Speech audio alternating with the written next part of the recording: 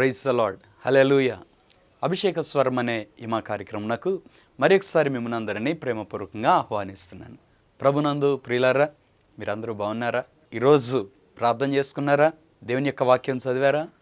ప్రియులారా, మీ జీవితంలో ఎప్పుడు ప్రార్థన చేయటం మర్చిపోవద్దు, వాక్యం చదవటం మర్చిపోవద్దు. దేవుని యొక్క వాక్యం చెప్తుంది, దినములు చెడ్డవి గనుక సమయమును పోనీయక సద్వినియోగం చేసుకొనుచు అజ్ఞానుల వలె కాక జ్ఞానుల వలె నడుచుకోమని దేవుని యొక్క వాక్యం మనల్ని హెచ్చరిస్తూ ఉంది. కాబట్టి మనకున్న సమయం కొంచెమే అని గుర్తించి మరీ ఎక్కువగా ప్రార్థన చేయండి, మరీ ఎక్కువగా వాక్యం చదవండి. ఆత్మీయంగా మనం సాధించాల్సినవి చాలా ఉన్నాయి ప్రియులారా, ఆత్మీయంగా మనం నేర్చుకోవాల్సినవి చాలా ఉన్నాయి. అవన్నీ కూడా దేవుని పాదాల దగ్గర మనం నేర్చుకోవాల్సిన అవసరం ఉంది. కాబట్టి క్రమం తప్పకుండా ఎక్కువగా ప్రార్థన చేయండి, ఎక్కువగా వాక్యం చదవండి. అలాగే ప్రియులారా, మీలో చాలామంది ఈ కార్యక్రమాన్ని చూస్తూ ఈ కార్యక్రమంలో అందిస్తున్న సందేశాలు మీరు వింటూ మీ ఆత్మీయ జీవితానికి ఎంతగానో క్షేమకరంగా ఉన్నాయని మీరు తెలియజేస్తున్న సాక్ష్యాలను బట్టి నేను దేవుని నామాన్ని ఎంతగానో స్తుతిస్తున్నాను. మీలో చాలామంది తెలియజేస్తున్నారు, ప్రతి వారం మీ కార్యక్రమమే ఫాలో అవుతున్నాం అని చెప్పిన వారిని బట్టి కూడా నేను దేవునికి స్తోత్రాలు చెల్లిస్తున్నాను. ప్రియులారా, ఈ చివరి దినాల్లో శ్రేష్టమైన వాక్య సందేశానికి మీ చెవులు ఇవ్వండి, మీరు లోబడండి. వాక్యంలో చెప్పిన ఆ సత్యాలు మీరు గైకొని ఆ ప్రకారం మీరు ఎక్కువగా ప్రార్థన చేస్తూ ఎక్కువగా వాక్యం చదువుకుంటూ దేవునిలో దినదినం మీరు ఆత్మీయంగా అభివృద్ధి చెందాలి. ఈ చివరి దినాల్లో తప్పుడు బోధలు కూడా వచ్చేసినాయి. ప్రార్థన చేయాల్సిన పని లేదని, ఉపవాసం ఉండాల్సిన పని లేదని, వాక్యం చదవకపోయినా దేవుడు మన కార్యాలు చేస్తాడని, దేవుని నమ్ముకుంటే చాలని ఇలా చెప్పేవాళ్ళు చాలామంది ఉన్నారు. కానీ ప్రియులారా, మీ జీవితంలో నేను చెప్తున్నాను, యేసయ్య జీవితాన్ని మాదిరికరంగా చేసుకోండి. యేసయ్య శరీరంగా భూలోకంలో ఉన్నప్పుడు ఆయన ఎలా జీవించాడు? ఆయన ఉపవాసం ఉండి ప్రార్థన చేశాడు, ఆయన కన్నీరు గార్చి ప్రార్థన చేశాడు, ఆయన మహారోదనముతో ప్రార్థన చేశాడు. ఇవన్నీ మీరు మాదిరిగా తీసుకొని యేసయ్య జీవితాన్ని మీ కళ్ళ ముందు పెట్టుకోండి. భూలోకంలో ప్రతి క్రైస్తవ విశ్వాసి కూడా పరిశుద్ధాత్మ దేవుని చేత యేసు పోలికలోనికి మార్చబడుతున్నారు ప్రియులారా. కాబట్టి యేసయ్య జీవించిన అదే జీవితం మనం జీవించవలసిన వారమైనాం. యేసయ్య మీకు నాకు మనందరికీ మాదిరికరంగా ఉన్నారు. కాబట్టి యేసయ్య భూలోకంలో ఎలా జీవించారో అలాంటి పరిశుద్ధత కలిగి, అలాంటి ప్రార్థనాత్మ కలిగి, అలాంటి దేవుని శక్తిని కలిగి, అలాంటి దేవుని అభిషేకం కలిగి మనం పట్టుదలతో మన జీవితం జీవిద్దాం.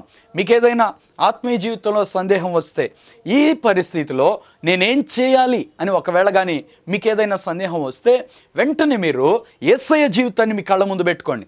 బైబిల్ గ్రంథంలో వ్రాయబడిన 4 సువార్తలు బాగా చదవండి. వాక్యం మీద మీరు మంచి గ్రిప్ తెచ్చుకోండి. యేసుక్రీస్తు ప్రభు ఆ పరిస్థితిలో ఎలా ప్రవర్తించాడు, యేసుక్రీస్తు ప్రభు ఆ శోధనని ఎలా జయించారు, యేసుక్రీస్తు ప్రభు ఆ పరిస్థితిలో ఎలా ప్రార్థన చేశారు, ఇవన్నీ మీరు మీ ముందు పెట్టుకొని అలాగూ మీరు యేసయ్య మాదిరిగా జీవిస్తూ అలాగూ ప్రార్థన చేస్తూ మీ ఆత్మీయ జీవితాన్ని మీరు కాపాడుకోవాలని నేను మనవి చేస్తున్నాను. ప్రియులారా, ఈరోజు బైబిల్ గ్రంథంలోంచి ఒక శ్రేష్టమైన సందేశాన్ని నేను మీకు అందించబోతున్నాను. అదేంటి అంటే, యేసుక్రీస్తు ప్రభు శరీరధారిగా భూలోకంలో జీవించిన దినాల్లో 2 వ్యక్తులు యేసయ్య దగ్గరకు వచ్చి వారు చక్కని ప్రశ్న యేసయ్యని అడిగారండి. అదేంటంటే, బోధకుడా, నిత్య జీవమునకు వారసులం అవ్వాలంటే మేమేం చేయాలి అని అడిగారు. 2 వేరు సమయాల్లో యేసయ్య దగ్గరికి వచ్చి అడిగారు. ఒక విచిత్రమైన విషయం ఏంటి అంటే, నిత్య జీవమును గురించి మొట్టమొదట చెప్పింది యేసుక్రీస్తు ప్రభువారు ఒక్కళ్ళే. అప్పటి వరకు మనుషులందరూ అనుకున్నారు, మనిషి చనిపోయిన తర్వాత ఏమవుతారో, ఎక్కడికి వెళతారో, తర్వాత జీవితం ఏంటో ఎవరికి తెలియదు. దేవుడు అంటే ప్రజలందరూ భయపడుతున్న కాలం అది. దేవుడు శిక్షిస్తాడు పాపాన్ని, దేవుడు నరకానికి పంపిస్తాడు గెహెన్నాకి అని ప్రజలందరూ భయపడుతున్న ఆ కాలంలో యేసుక్రీస్తు ప్రభువారు వచ్చి దేవుడిని తండ్రి అని పిలవటం, దేవుని ప్రేమను ఆయన చెప్పడం, దేవుడు మన కొరకు ఒక రాజ్యాన్ని సిద్ధపరుస్తున్నాడని, ఆ నిత్య జీవాన్ని మనం అందరం సంపాదించుకోవాలని యేసుక్రీస్తు ప్రభువారు చెప్పిన ఈ విషయాలన్నీ ఆ ప్రజలకి ఒక వింతగా ఉన్నాయన్నమాట. కాబట్టి వాళ్ళు వచ్చి యేసయ్యనే అడిగారు, నిత్య జీవానికి వారసులం అవ్వాలంటే మేమేం చేయాలి అని అడిగారు ప్రియులారా. అలాగూ అడిగిన ఒక వ్యక్తిని గురించి ఇప్పుడు నేను మీకు తెలియజేస్తాను. లూకా సువార్త 10వ అధ్యాయం 25వ వచనంలో ఈ వ్యక్తిని గురించి వ్రాయబడుతుంది. ఇదిగో, ఒకప్పుడు ధర్మశాస్త్రోపదేశకుడు ఒకడు లేచి, బోధకుడా, నిత్య జీవమునకు వారసునగుటకు నేనేమి చేయవలనని ఆయనను శోధించుచు అడిగాను. ప్రియులరా, ఈ వ్యక్తి అడిగిన ప్రశ్న మంచిదే కానీ ఈ వ్యక్తి మనస్సులో ఉన్న ఉద్దేశం మాత్రం ఒక తప్పుడు ఉద్దేశంగానే ఉంది. నిత్య జీవం గురించి నువ్వు చెప్తున్నావు, అసలు ఆ నిత్య జీవం అంటే ఏంటి, దాని కొరకు మేము ఏం చేయాలి అని అడుగుతున్న ఈ వ్యక్తి ఎవరు అంటే ఒక పాస్టర్ గారు. చూడండి, చాలామందికి వారు చదివే వాక్యం ఏంటో వారు గ్రహించట్లేదు, వాళ్ళు చెప్పే వాక్యం ఏంటో కూడా గ్రహించని పరిస్థితిలో చాలామంది ఉన్నారు. ఇక్కడ ఈయన ఒక పాస్టర్ గారు ఈయనొచ్చి అడుగుతున్నాడు, నిత్య జీవానికి వారసున్న వాళ్ళని నేనేం చేయాలి అంటే, ఈయనకి నిత్య జీవానికి వారసున్న ఏదేంటో ఈయనకి తెలియలా. అలాగే ఈయన యేసు ప్రభుని అడిగిన విధానం కూడా శోధించుచు అనే మాట మనకు కనబడుతుంది. ప్రియులారా, మీరు దేవుణ్ణి ఎలాగూ ప్రార్థన చేస్తున్నారు, దేవుని వాక్యం చదివేటప్పుడు మీరు ఎలాగూ వాక్యం చదువుతున్నారు, ఏ ఉద్దేశ్యముతో మీరు ప్రవర్తిస్తున్నారు, దేవుడు దాన్ని చూస్తాడు. ప్రియులారా, కొంతమంది ప్రార్థన చేస్తూ దేవుని అడుగుతారు, నువ్వు ఇది చేస్తే నేను నమ్ముతా అని అంటారే, వాళ్ళు దేవుని శోధిస్తూ అడిగినట్టు సమానం అది. కాబట్టి ప్రియులారా, ఎప్పుడు దేవుని అలాగ మీరు అడగద్దు. నేను అందుకే చెప్తాను, దేవుణ్ణి నువ్వు ఇది చేస్తే అని మనం దేవుని చెప్పడం కాదు, ఆయన నేను చెయ్యను అంటే మనకి దిక్కెవరు. కాబట్టి దేవుని దగ్గరికి వెళ్ళినప్పుడు మనం ఎలా ప్రార్థన చేయాలంటే, ప్రభా దయచేసి నాకు సహాయం చేయి ప్రభా అని అడగటం అదొక అద్భుతమైన విషయం, అది విధేయతతో కూడిన విషయం. కానీ నువ్వు ఇది చేస్తే నమ్ముకుంటాను ఇలా ఎన్నడూ మనం దేవుని శోధించకూడదు ప్రియులారా. అలాగే వాక్యం చదువుతారు కొంతమంది, ఏదన్నా పరిస్థితిలో బైబిల్ ఇలా తెరిచి ఏం మాట్లాడతావు ప్రభు ఇప్పుడు అని తెరుస్తారు, అది కూడా దేవుని శోధించడమే అంటాను నేను. ఎందుకంటే నీకు నిజంగా దేవుడు మాట్లాడాలనే ఆశ ఉంటే నువ్వు ప్రార్థన చేయి, అలాగే వాక్యం చదువుకో, దేవుడు నాతో మాట్లాడాలి, నా పరిస్థితిని గురించి నాకు ఏదైనా సమాధానం ఇవ్వాలి అని వాక్యం చదవండి. బైబిల్లో వ్రాయబడిన వాక్యమేమో లోగోస్ అంటారు. మీరు వాక్యం చదువుతూ వెళుతుండగా సడన్గా ఒక వాక్యం మీ గుండెని అలా పట్టుకుంటుంది, దాన్ని రేమా అంటారు. అది దేవుడు నీకు ఇచ్చే వాగ్దానం, అది దేవుడు నీతో మాట్లాడే మాట. అలాగే మీరు ప్రార్థన చేసుకొని ప్రార్థనా పూర్వకంగా వాక్యాన్ని క్రమంగా చదవమని ఉంది, కానీ బైబిల్ ఎక్కడ పడితే అక్కడ తెరిచి చదవమని లేదు. ఇంకా అసలు నేను చెప్తాను, వ్రాయబడిన దేవుని వాక్యం కంటే కూడా మీ పరిస్థితిలో దేవుడు మీతో మాట్లాడాలని కానీ మీరు కోరుకుంటే ప్రార్థన చేసి, ప్రభువా నీ స్వరము ద్వారా నాతో మాట్లాడని ప్రార్థన చేయండి. మన దేవుడు జీవము కలిగిన దేవుడు, బ్రతికి ఉన్న దేవుడు. బ్రతికున్న మనుషులంగా మనం మాట్లాడుతున్నాం, దేవుడు ఎందుకు మాట్లాడు? దేవుని స్వరం వినే అనుభవం మీరు ఎప్పుడు పొందుకుంటారు? ఎంతకాలం మీరు ఇంకా మీ విశ్వాస జీవితంలో ఆ తృప్తి కలిగి బంధించబడిన స్థితిలోనే ఉంటున్నారు? రండి ముందుకు, ఇంకా లోతైన ఆత్మీయ అనుభవంలోనికి రండి. నేను మొట్టమొదటి దేవుని నమ్ముకున్నప్పుడు దేవుని స్వరం వినటానికే నేను పెట్టుకున్నాను ప్రియులారా.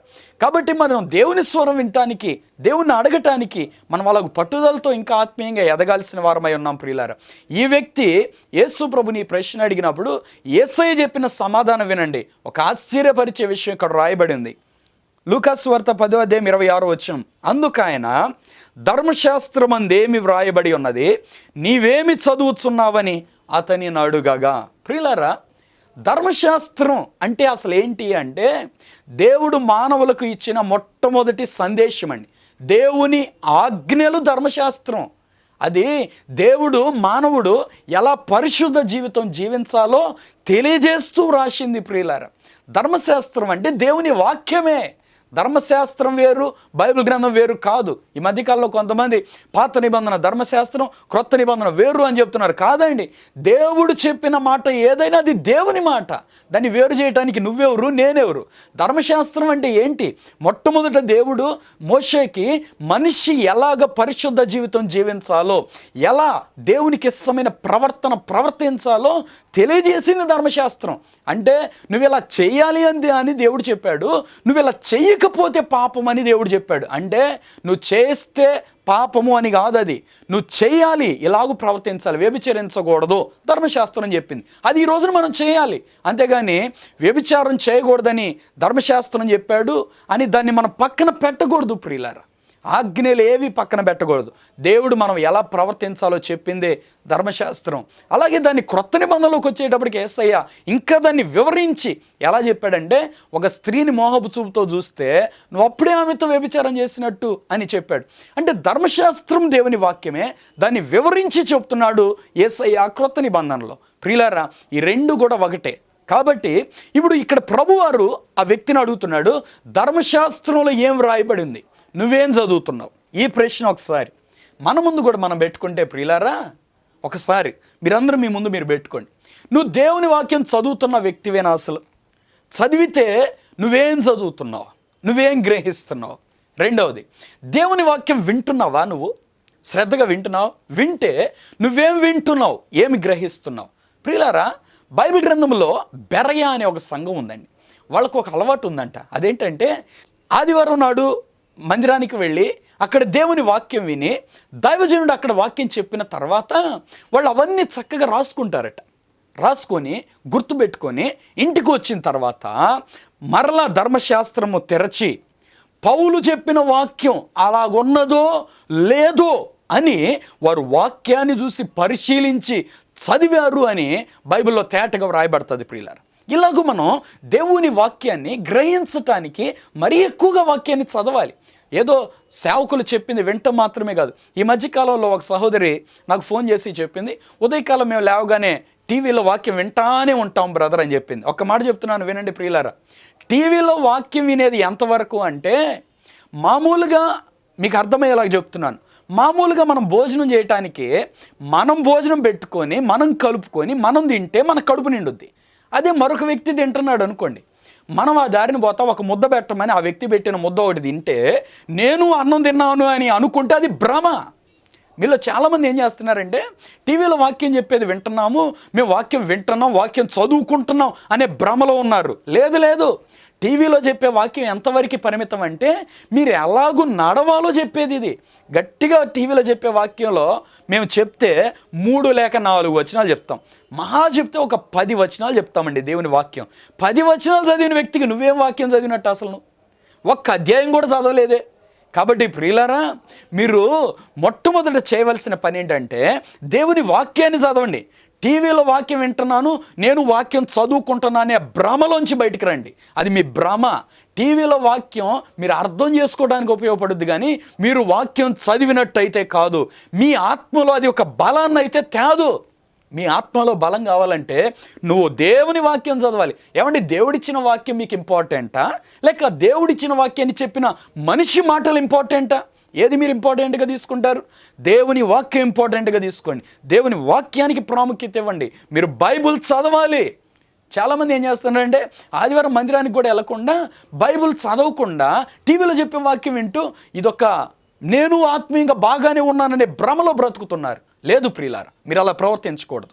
టీవీలో చెప్పే వాక్యం మీకు అర్థం అవ్వటానికి దైవ సేవకులు వివరిస్తున్నారే కానీ అదే వాక్యం అయితే కాదు. అలాగే మీరు ప్రార్థన చేసేటప్పుడు కూడా ఏం చేయాలంటే ముందు వాక్యం చదవాలి. అసలు ఉదయకాలం లేవగానే ప్రియులారా, మొట్టమొదటి మీరు చేయాల్సింది ఏంటంటే, రాత్రి అంతా నిద్రపోతాం కాబట్టి ఉదయం లేచినప్పుడు మన మనస్సు ప్రశాంతంగా ఉంటుంది కాబట్టి మొట్టమొదటి దేవుని వాక్యం చదవండి. అప్పుడు ఆ వాక్యం ఆ ఉదయకాల సమయంలో ప్రశస్తమైన మీ హృదయం మీద వ్రాయబడుతుంది. ఆ వాక్యం వ్రాయబడిన తర్వాత ఆ రోజు మొత్తం ఆ వాక్యం మిమ్మల్ని కాపాడుతుందండి. ఆ వాక్యం మిమ్మల్ని నడిపిస్తుందండి. యేసు ప్రభువారు ఇక్కడ ఈ ధర్మశాస్త్రోపదేశకుడిని అడుగుతున్నాడు, నువ్వేం చదువుతున్నావు, నువ్వు చదువుతున్నది గ్రహిస్తున్నావా అని అడుగుతున్నాడు. ప్రియులారా, మరి ఈ ప్రశ్న మీ ముందు పెట్టుకుంటే మీరు దేవుని వాక్యాన్ని గ్రహిస్తున్నారా? దేవుని వాక్యం చదువుతున్నారా? దేవుని వాక్యం అర్థం చేసుకుంటున్నారా? మీకు మీరుగా ఇప్పుడు ఒక ప్రశ్న వేసుకోండి ప్రియులారా. యేసు ప్రభు నువ్వు చదువుతున్నది గ్రహిస్తున్నావా అన్నప్పుడు ఈ వ్యక్తి ధర్మశాస్త్రాన్ని మొత్తాన్ని కూడా క్లుప్తంగా ఒక్క వచనంలో చెప్పేశాడండి. నిజంగా ఈ వ్యక్తికి వాక్య జ్ఞానం చాలా ఉంది, కానీ అది సరైన రీతిలో లేదు. ఎట్లా చెప్పాడంటే, అతడు నీ దేవుడైన ప్రభువును నీ పూర్ణ హృదయముతోనూ, నీ పూర్ణ మనస్సుతోనూ, నీ పూర్ణ శక్తితోనూ, నీ పూర్ణ వివేకత్వముతోనూ ప్రేమింపవలననియు, నిన్ను వలె నీ పొరుగువాని ప్రేమింపవలననియు వ్రాయబడి ఉన్నదని చెప్పెను. 2 విషయాల్లో తేల్చి చెప్పేశాడండి ధర్మశాస్త్రోపదేశకుడు. నిజంగా దేవుడు చెప్పింది మొత్తాన్ని ఎంతగా ఈయన అర్థం చేసుకున్నాడో చెప్పాడు. అప్పుడు యేసుక్రీస్తు ప్రభువారు అన్నాడు, బాగా చెప్పావు నాయన, నువ్వు అలాగే వెళ్ళి చేయి అన్నాడు. అంటే చూడండి, ఇక్కడ వాక్యం చెప్పడం మాత్రమే కాదు, వాక్యం చదవటం మాత్రమే కాదు, వాక్యం వినటం మాత్రమే కాదు, నువ్వు అలా చేయి అని కూడా యేసు ప్రభువారు స్పష్టంగా ఇక్కడ చెప్తా ఉన్నారు. వెంటనే ఈయన అడిగాడు, నా పొరుగువాడెవరు అన్నారు. ఆ పొరుగువాడెవరు అర్థం చేసుకోవడానికి ఆయనకి మంచి సమరైన ఉపమానం యేసు ప్రభువారు చెప్పారు. ఆ తర్వాత యేసు ప్రభువారు చెప్తున్నారు, నువ్వు వెళ్ళి ఇలాగే చేయి అని కూడా చెప్పి పంపించారు. ప్రియులారా, ఈ వ్యక్తి నిత్య జీవానికి వారసుని అవ్వటానికి ప్రభుని అడిగినప్పుడు ప్రభు చెప్పిన మాట ఏంటంటే, క్లుప్తంగా చెప్పాలంటే నువ్వు వాక్యం బాగా చదవాలి, చదివిన వాక్యాన్ని నువ్వు అలాగే ప్రవర్తించడం నేర్చుకోవాలి. అంటే వాక్యం చదివి దాన్ని అర్థం చేసుకొని అలా జీవించిన వ్యక్తే నిత్య జీవంలో వెళతాడు. ఈ వ్యక్తికి ప్రభువారు చెప్పిన మాట. మరొకసారి ఒక యవనస్తుడు యేసుప్రభు దగ్గరికి వచ్చాడు. ఆయన వచ్చి, ఈ యవనస్తుడైతే యేసుప్రభు దగ్గరికి వచ్చి డైరెక్ట్గా మోకాళ్ళుని, సద్బోధకుడా, నిత్య జీవమునకు వారసుని అవ్వాలంటే నేనేం చేయాలి అని అడిగాడండి. మార్కు సువార్త 10:17 ఆ మాట రాయబడుతుంది. నేను నిత్య జీవానికి వారసుని అవ్వాలంటే నేనేం చేయాలంటే యేసుప్రభు వారు చెప్పారు, కొన్ని ఆజ్ఞలు చెప్పి ఇవన్నీ గైకొనాలయ్యా అని చెప్పారు యేసుప్రభు వారు. అప్పుడు ఆయన అన్నాడు, బోధకుడా, బాల్యం నుండి ఇవన్నీ నేను గైకొంటూనే ఉన్నాను అన్నాడు. అంటే చిన్నప్పటి నుంచి నేను ఇవన్నీ పాటిస్తున్నాను, నాకు తెలియనివేం కాదు ఈ ధర్మశాస్త్రం అన్నారు. వాస్తవానికి ప్రియులారా, బైబిల్ గ్రంథం చదవటానికి యూదులకి ఒక నియమం ఉందండి. 12 లేక 13 సంవత్సరాలు వచ్చేటప్పటికి వాళ్ళని మొట్టమొదటిసారి దేవుని మందిరంలో, దేవాలయంలోనికి తీసుకొని వస్తారు. అప్పటికే వాళ్ళు ధర్మశాస్త్రం 5 కాండాలు ప్రతి అధ్యాయం, ప్రతి వచనం వాళ్ళు కంటతగా అప్పచెప్పాలి, అలా నేర్పాలి. అలా నేర్పి వాళ్ళని తీసుకొచ్చి అలా దేవుని మందిరంలో నిలబెడతారు. అదొక పరీక్ష సమయం యూదులకి. అప్పుడు వాళ్ళు మొత్తం చెప్పినప్పుడు వాళ్ళని వీళ్ళు పెద్దోళ్ళుగా, నేర్చుకున్న వాళ్ళుగా, తెలివి కలిగిన వారుగా లెక్క పెడతారు. ఇది అక్కడ చర్చిలో జరుగుతున్న క్రమం. కాబట్టి యూదులందరికీ ఆజ్ఞలన్నీ తెలుసండి, ధర్మశాస్త్రం మొత్తం తెలుసు అనమాట, ఆ పంచకాండాలు మొత్తం తెలుసు. అయితే వాటిని పాటించడం మాత్రం వీళ్ళెవరూ చేయరు. చెప్తారు నోటితోటి. ఈ బోధకుడు ఈయన కూడా అదే చెప్తున్నాడు. ఈయన అన్నాడు, నేను అన్నీ చెప్తున్నాను, అన్నీ పాటిస్తున్నాను అన్నాడు. యేసుప్రభు అక్కడ వ్రాయబడిన ఒక మాట ఏంటంటే, యేసుప్రభు అతన్ని చూసి అతన్ని ప్రేమించి, నీకు ఒకటి కొదువుగా ఉంది అబ్బాయి అన్నాడు. ఏంటి ఈయనకున్న కొదువు అంటే, ఈయన బాగా ధనవంతుడండి, బాగా ధనవంతుడు, ఆస్తి ఉంది. అప్పుడు యేసుప్రభు అన్నాడు, నీకున్న ఆస్తిని అమ్మి బేదలకు ఇచ్చేసి నువ్వు వచ్చి నన్ను వెంబడించు అన్నాడు. ప్రియులారా, ఇక్కడ ఒక గొప్ప మాట నేను మీతో తెలియచేయాలి. యేసుప్రభు నన్ను వెంబడించమని చెప్పిన వ్యక్తులు భూలోకంలో బహు కొద్దిమందే. వారిని దేవుడు అపోస్తలులుగా మార్చాడు. ఆయన పిలిచిన వారిని అపోస్తలులుగా మార్చాడు. ఇప్పుడు ఈ యవనస్తుడు కూడా దేవుని పిలుపు వచ్చింది. అయితే ఈ వ్యక్తి ఏం చేశాడో తెలుసా? ఏంటి, నా ఆస్తి అంతా అమ్మేసి నేను రావాలా అనుకున్నాడు. ఈయనకి ఎలీషా గురించి తెలియదా? 12 జతల ఎడ్లు దున్నుతున్న పొలాన్ని, ఎడ్లుని, ఆస్తిని విడిచిపెట్టి ఎలీషా వెంబడించలేదా? ఈ వ్యక్తికి వచ్చిన పిలుపు ఎలీషా పిలుపు. కానీ ఈ వ్యక్తి దాన్ని సద్వినియోగం చేసుకోలేక, నా ఆస్తి మొత్తాన్ని నేను పోగొట్టుకొని నేను వెంబడించాలా అని ముఖము చిన్నబుచ్చుకొని సణుక్కుంటూ వ్యసన పడుతూ యేసు ప్రభుని విడిచిపెట్టి ఈయన వెళ్ళిపోయాడట. చూడండి, నిత్య జీవానికి వారసున్న వాళ్ళని అడిగాడు కానీ ప్రభువారు చెప్పిన ఒక్క మాట చేయలేకపోయాడు. చాలామందికి దేవుడు ఎన్నెన్నో చేయాలని కోరికలు ఉంటాయి, కానీ ఒక చిన్న విషయంలో దేవునికి లోబడలేరే మీరు? దేవుడికి ఆశీర్వాదం మీరు ఎలా పొందుకోగలుగుతారు? ప్రియులారా, దేవుని మాటకు మనం లోబడటం మనం నేర్చుకోవాలండి. అదేనండి విధేయత. ప్రియులారా, ఈ వ్యక్తి వెళ్ళిపోయాడు. నేను అనుకుంటాను ఈ వ్యక్తి కానీ పరలోకం చేరితే ఎంత దుఃఖపడతాడో చెప్పడానికి వెళ్ళలేదు. అయ్యో ప్రభువా, ఎంత గొప్ప భాగ్యాన్ని నేను పోగొట్టుకున్నాను. నిన్ను వెంబడించి ఉంటే ఆ రోజున ఆస్తి ప్రాముఖ్యం అనుకో నిన్ను వదిలిపెట్టి వెళ్ళిపోయాను నేను. అదే నిన్ను వెంబడించి ఉంటే అపోస్తలులుగా మార్చబడి ఎంత గొప్ప సేవ చేసి ఎంత ఆశీర్వాదాన్ని పొందుకునేవాడిని, ఎంత గొప్ప ఆశీర్వాదాన్ని పోగొట్టుకున్నానని నిజంగా ఈ వ్యక్తి ఎంత దుఃఖపడతాడో చెప్పడానికి వెళ్ళలేదు. ప్రియులారా, నిత్య జీవానికి వారసుల వాళ్ళని వీరిద్దరూ అడిగారు కానీ వీళ్ళిద్దరిలో ఆ కన్ఫెషన్ అయితే లేదండి. అసలు నిత్య జీవానికి వారసుడు అవ్వాలంటే ఏం చేయాలి? యేసు ప్రభువారు ఏం చెప్పారు? మీకు క్లుప్తంగా కొన్ని విషయాలు తెలియజేస్తాను. చూడండి, యోహాను సువార్త 3:3 యేసు ప్రభువారు మొట్టమొదటిగా చెప్తున్నారు, ఒక వ్యక్తి కొత్తగా జన్మిస్తే తప్ప అతడు దేవుని రాజ్యం చూడలేడు అన్నాడు. బాగా వినండి, దేవుని రాజ్యం ప్రవేశించలేడు కాదు, దేవుని రాజ్యం చూడలేడు అన్నాడు. అంటే నువ్వు దేవుని రాజ్యం చూడాలన్నా నువ్వు కొత్తగా జన్మించినోడు అయితేనే చూస్తావు. లోకస్తులు అందుకే చూడండి, దేవుని రాజ్యం, పరలోక రాజ్యం అంటే ఏముంది లేండి, ఎక్కడుంది లేండి అంటారు. అంటే అది చూసే కన్నుల వారికి లేవు, వాళ్ళు గుడ్డోళ్ళు. ఆ కన్నులు రావాలంటే నువ్వు నూతన జన్మ పొందాలి, మారు మనసు పొందాలి, బాప్తిస్మం పొందాలి, నూతనంగా నువ్వు జన్మించాలి. ప్రభువులో నువ్వు నూతన జన్మ పొందితేనే నువ్వు దేవుని రాజ్యాన్ని చూడగలుగుతావు. దేవుని రాజ్యంలో ప్రవేశించినట్టు కాదండి. చాలామంది బాప్తిస్మం తీసుకోగానే ఇక మాకు పరలోకం మాదే అనుకొని మరలా లోకంలో పాపంలో జీవించే వాళ్ళు ఉన్నారు. కాదు. తర్వాత యేసు ప్రభువు చెప్తున్న మరొక మాట 5వ వచనంలో, 3వ అధ్యాయం 5వ వచనం యోహాను సువార్తలో చెప్తున్నారు, ఒకడు నీటి మూలముగాను ఆత్మ మూలముగాను జన్మించితేనే తప్ప దేవుని రాజ్యంలో ప్రవేశించలేడు అన్నాడు. క్రొత్తగా జన్మిస్తే దేవుని రాజ్యాన్ని చూస్తాడన్నాడు. నీటి మూలంగా జన్మించాలంటే బాప్తిస్మం ఖచ్చితంగా నువ్వు తీసుకొని తీరాలి. నువ్వు బాప్తిస్మం తీసుకోకపోతే దేవుని రాజ్యం వెళతాను అనుకుంటే అది కుదరదంతే. యేసు ప్రభువారు మొట్టమొదట బాప్తిస్మం తీసుకొని మనందరికీ మాదిరికరంగా చేశాడు. నమ్మి బాప్తిస్మం పొందిన వాడు రక్షించబడును, నమ్మని వానికి శిక్ష విధించబడిన ఉంటుందని కూడా తేటగా దేవుని వాక్యంలో రాయబడింది. బాప్తిస్మం పొంది తీరాల్సిందే. చాలామంది ఏమనుకుంటున్నారంటే మేము యేసు ప్రభువుని నమ్ముకున్నాం, విశ్వాసం ఉంచుకున్నాం, చాలు మేము పరలోకం పోతాం అనుకుంటున్నారు. లేదు ప్రియులారా, నువ్వు ఒక చిన్న దేవుని మాటకు లోబడలేకపోతే నువ్వు దేవుని రాజ్యంలో ఎలా చేరగలుగుతావు? నమ్మి బాప్తిసం పొందాలి, నీటి మూలంగా జన్మించాలి. రెండవది ఆత్మ మూలంగా జన్మించాలంటే పరిశుద్ధాత్మతో కూడా నువ్వు నింపబడాలి. అప్పుడే నువ్వు దేవుని రాజ్యంలో ప్రవేశిస్తావు. తర్వాత యేసుప్రభువు వారు కొన్ని హెచ్చరికలు కూడా చెప్పారు, మీకు తెలియజేస్తాను. మార్కు సువార్త 9వ అధ్యాయం 43వ వచనం నుండి 47వ వచనం వరకు ఇక్కడ 3 విషయాలు ప్రభువు వారు చెప్తున్నారు. నీ చెయ్యి నిన్ను అభ్యంతరపరుస్తుందా దేవుని రాజ్యంలోనికి పానీయకుండా? నీ చెయ్యి పాపంతో నింపబడిందా? నీ చేతిని నరికేయి అంటున్నాడు ప్రభువారు. ఒక చెయ్యి కలిగి నువ్వు జీవములో ప్రవేశించడం నీకు మేలు, 2 చేతులు కలిగి ఆరని అగ్నిలోనికి వెళ్ళి అక్కడ కాలిపోయేదానికంటే ఒక చెయ్యి కలిగి జీవంలోకి వెళ్ళటం మేలు అనేసి ప్రభువు చెప్తున్నాడు. ప్రియులారా, రెండవదిగా ప్రభువు చెప్తున్నమాట, నీ పాదం, నీ కాలు నిన్ను అభ్యంతరపరిచినట్లయితే దాన్ని నరికివేయి అంటున్నాడు. ఒక కాలు కలిగి నువ్వు దేవుని రాజ్యంలో చేరినా, నిత్య జీవంలో చేరినా అది నీకు మేలు అంటున్నాడు. తర్వాత నీ కన్ను నిన్ను అభ్యంతరపరిచేదైతే దాన్ని పెరికి నీ వద్ద నుంచి పారేయి అంటున్నాడు. ఏమండి, ఏ వ్యక్తి తన చేతిని నరకగలడు? ఏ వ్యక్తి తన కాలు నరకగలడు? ఏ వ్యక్తి తన కన్ను పీకి పారేయగలడు? ప్రియులారా, ప్రభువు చెప్తున్నాడు, అక్షరార్థంగా చెప్పట్లేదు. చెయ్యి అంటే నీ చేతులతో చేసే పనులు. నీ చేతులతో చేసే పనులు ఎలా ఉన్నాయి? అవి అభ్యంతరపరిచేవైతే నిత్య జీవం చేరకుండా అవి నువ్వు నరికితేనే నువ్వు జీవంలోనికి వెళతావు. అంటే నువ్వు వాటిని కట్ చేయాలి. నువ్వు వాటిని కట్ చేయలేకపోతే నువ్వు పొరపాటును కూడా దేవుని రాజ్యంలో చేరలేవు. ఒకవేళ పాపంలో బతుకుతూ దేవుడు నన్ను క్షమిస్తాడు, నేను దేవుని రాజ్యంలోనికి చేరతాను అనుకుంటే నీ భ్రమ. పరిశుద్ధత లేకుండా ఏ వ్యక్తి ప్రభువును చూడలేడు అని దేవుని వాక్యం స్పష్టంగా చెప్తుంది ప్రియులారా.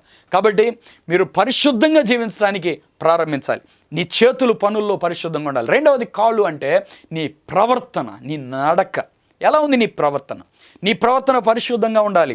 నీ ప్రవర్తన పరిశుద్ధంగా ఉండటానికి విరోధమైన వాటన్నిటిని నువ్వు నరికి పారేయమని దేవుని వాక్యం చెప్తుంది. మూడవదిగా నీ చూపు, జాగ్రత్త. నేను చూస్తున్నానులే, ఎవరికి తెలియదు అనుకుంటున్నావా? దేవుడు నీ హృదయ తలంపులు చూసే దేవుడు. చాలామంది ప్రియులారా ఈ రోజున మోహపు చూపులతో నింపబడిపోతున్నారు. చాలామంది తలంపులు అలాగే నిండిపోతున్నాయి. జాగ్రత్త, నీ తలంపులను వ్యభిచారివైతే నువ్వు దేవుని దృష్టిలో వ్యభిచారిగానే కనబడతావు. నీ తలంపులు జయించాలి. నీ తలంపులు దేవుని వాక్యంతో నింపుకో. అప్పుడు పాపం అనేది నీ జోలికి రాకుండా నువ్వు కాపాడుకోగలుగుతావు. కాబట్టి ప్రియులారా, నీ కన్ను నీ చూపులు, నీ చెయ్యి నీ పనులు, నీ కాలు నీ ప్రవర్తన, 3 విషయాల్లో జాగ్రత్తగా ఉన్న వ్యక్తే జీవంలోనికి వెళ్తాడు. లేకపోతే ప్రభువారు చెప్తున్నాడు, 2 చేతులు కలిగి నరకంలోనికి వెళ్ళట కంటే 2 పాదములు కలిగి అగ్నిలో కాలుట కంటే స్పష్టంగా చెప్తున్నాడు. 2 కన్నులు కలిగి నువ్వు నరకంలో పడవేయబడుట కంటే, అంటే నువ్వు పాపంతో చూసే కన్నులుంటే, పాపం చేసే చేతులుంటే, పాపం చేసే కాళ్ళుంటే నువ్వు వెళ్ళేది నిత్య నరకానికి. యేసు ప్రభువారే చెప్పారండి ఆ మాట.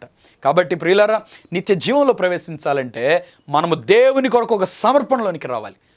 పౌలు భక్తుడు చెప్తున్నాడు, అపోస్తుల కార్యాల గ్రంథం 14వ అధ్యాయం 22వ వచనంలో, అనేక శ్రమలు అనుభవించి మనం దేవుని రాజ్యంలో చేరాలి. ప్రియులారా, పరలోక రాజ్యం అంటే అదేదో ఊరకు దొరికేది కాదండి.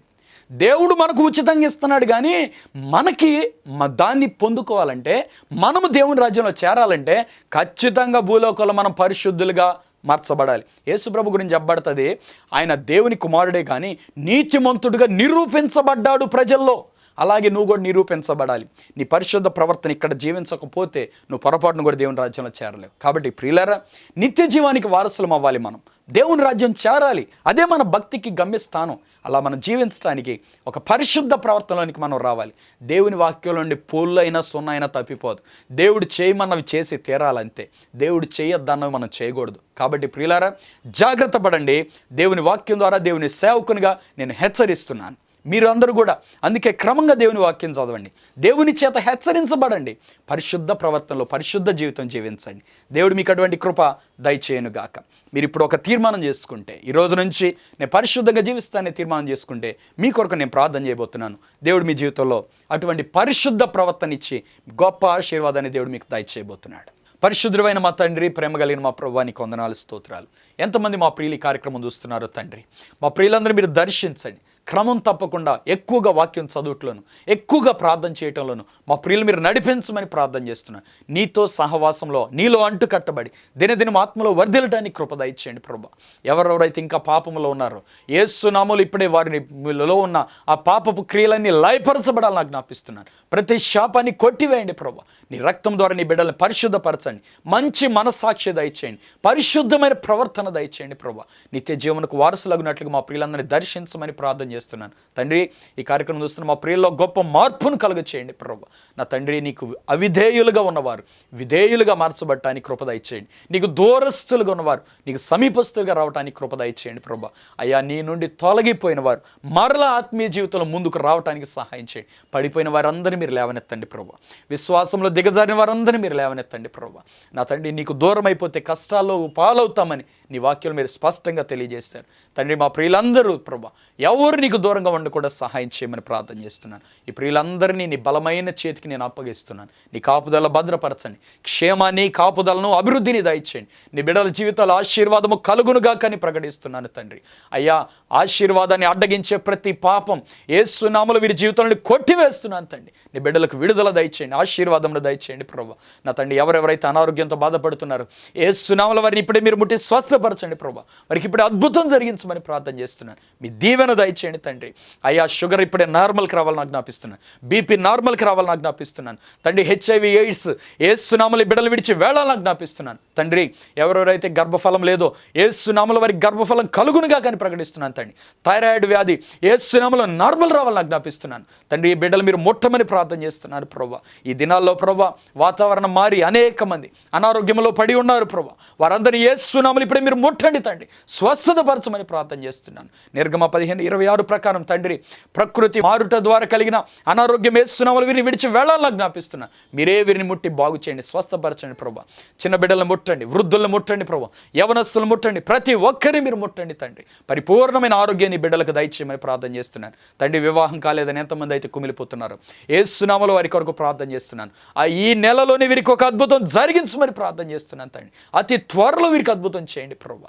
నా తండ్రి, నీకు వందనాలు, స్తోత్రాలు. ఎవరెవరైతే ఉద్యోగం లేదని బాధపడుతున్నారు ప్రభా, వారి జీవితంలో ఒక మంచి జాబ్ని ఇప్పుడే మీరు దయచేయమని ప్రార్థన చేస్తున్నాను తండ్రి. వారి జీవితంలో వారిని స్థిరపరచండి ప్రభా. ప్రమోషన్స్ కావాలని ఎంతమంది ఎదురు చూస్తున్నారు, యేసు నామములో వారికి ప్రమోషన్స్ నేను రిలీజ్ చేస్తున్నాను తండ్రి.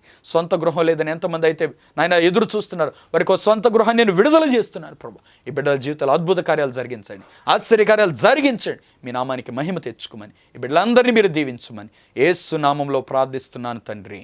ఆమేన్. ప్రియులారా, ఈ కార్యక్రమం ద్వారా మీరు ఆశీర్వదించబడినట్లయితే తప్పకుండా మీరు ఈ కార్యక్రమానికి స్పాన్సర్ చేయాలని మనవి చేస్తున్నాను. ప్రియులారా, మీ ప్రార్థన జీవితం క్రమం తప్పకుండా కాపాడుకోండి.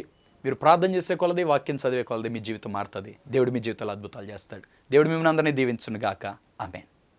మీరు పొందిన మేళ్ళు, ఆత్మీయ అనుభవాలు మీరు తప్పక మాకు తెలియపరచండి.